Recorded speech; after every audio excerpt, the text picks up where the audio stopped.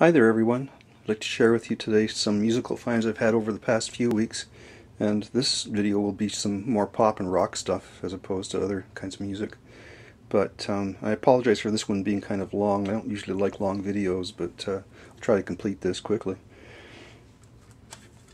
This is a CD, obviously, and for those of you who like the music of Yes or perhaps even Genesis, Chris Squire, the great bass player from Yes, and Steve Hackett, the guitar player formerly of Genesis and many solo albums since then. They've put together, they got together and released a CD called Squack It, A Life Within a Day. And I would have picked this up on vinyl, except I saw it in vinyl earlier this year. It was $40 for a single album, which was more than my budget would allow. And I bought the CD instead. The CD was on sale for less than $15. I've played this and it is very, very good. Excellent music, and I recommend this one. The first Emerson, Lake and Palmer album is one of my favorite albums of all time. I think it was in my the video that I showed a couple of years ago about formative albums. They've actually re-released this, remixed it, improved the sound on CD. Normally I don't buy a lot of CDs, but it's a 3 CD set. It was less than $15. It's a really nice package and improved sound. I've had several copies of the first ELP album. Take a Pebble, try to find a copy with Take a Pebble where there's silence when there's the water dripping and that type of thing into the pond or whatever, or the pebbles going into the pond. Sounds fantastic. Some 45s. The Searchers. Now the Searchers were famous back in the 1960s for their early British invasion hits. They were the #2 band from Liverpool, probably after the Beatles. They also had a bit of a revival in the late 70s when they were signed to Sire Records, and they released a couple LPs that were considered power pop. And this single is called Love Is Everywhere. It's on RCA and it's from around 1971. It was definitely the lost years for the Searchers. This song was written by Errol Brown of Hot Chocolate. I've played this record. It is not very good. The backside is called And a Button, and it's written by some of the guys in the band. I do not recommend this one, but it was kind of a rare album, or rare single. This is a nice single to pick up. The little local record store had a few singles. They don't have very many, but these were like 99 cents each. This was the Beach Boys. It's The Long Promised Road. It's from the Surf's Up album, 1971. Flip side is Till I Die. Here's a Canadian single by a band called Abraham's Children. It's from the early 1970s. This was a bit of a hit. It's called Gypsy. Nice sleeve. This is the original 45 sleeve on this. LPs. I did pick up the new Beach Boys album. It's called That's Why God Made the Radio. This is their 50th anniversary. And the album itself is very easy listening, easy going. Fairly well produced, I'd say. The material's not bad, but it certainly isn't the quality of material that they released in the 60s and 70s. Kind of a cheap packaging too.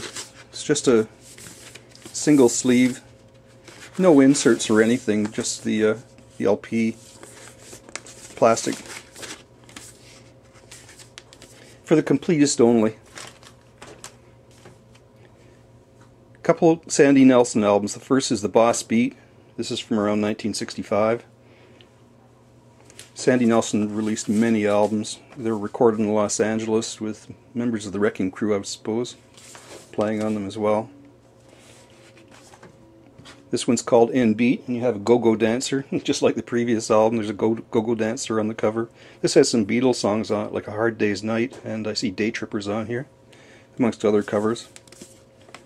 These are on Imperial Records, stereo. This was a cool one to find. It's the second Johnny and the Hurricanes album, called Beatnik Fly.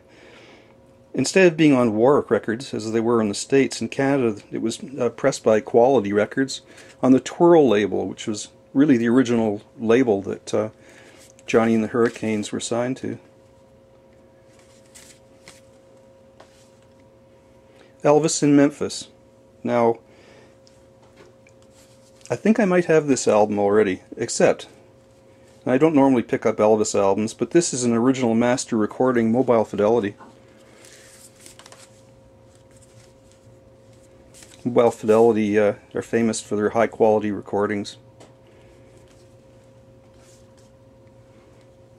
An album from late 1970, it's Gladys Knight and the Pips, If I Were Your Woman.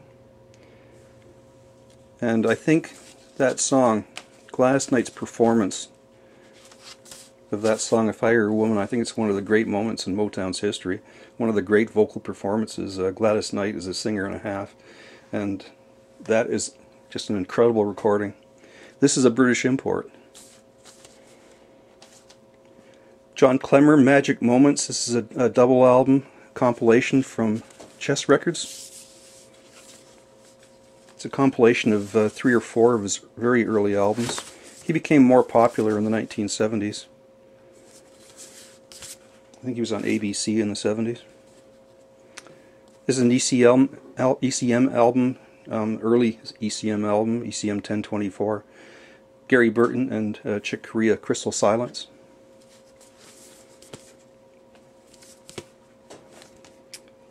I hadn't seen this one before. It's Paul Revere and the Raiders. 2 all-time great selling LPs in one great package, and what they've done is they've repackaged 2 of their early albums and put it in a kind of a double album.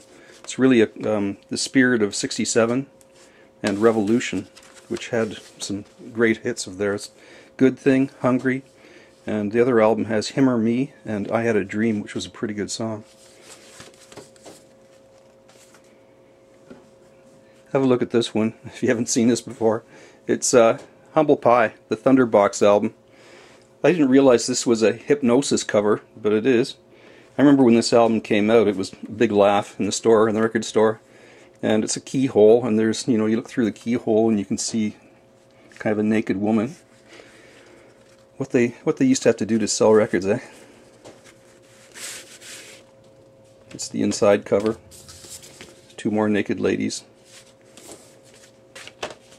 Had nothing to do with the music, I don't think. The Association. This is, I think, their last album for Warner Brothers. Just like Stonehenge here in the cover. Inside you have a square planet, and they have Stonehenge out here in the Atlantic, kind of the mid-Atlantic, when in reality it's near Salisbury in southern England. It's the moon, and then there's a square Earth. It's kind of weird. Everyone knows this one. It's 10cc's sheet music album from 1974. It's early 10cc when they had all 4 members of the band.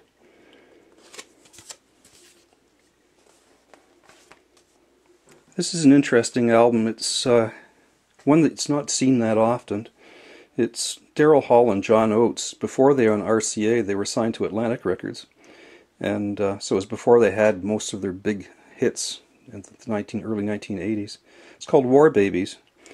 And it has kind of a nostalgic cover. What's interesting about this album is the fact that it was produced by Todd Rundgren and it featured members of Utopia. It is a pop album, but it sounds very much like a Todd Rundgren album, with Todd's production and musicianship and stuff. It was not a big seller. It was not a big hit. It was one of the poorest selling Hall & Oates albums, but it's an interesting album, though. Anthony Phillips. This album is called Sides, and this is from 1979. It's on Passport GRT Records in Canada, which is interesting in the sense that GRT went out of business in Canada in 1979. Anthony Phillips was the original guitar player in Genesis before Steve Hackett.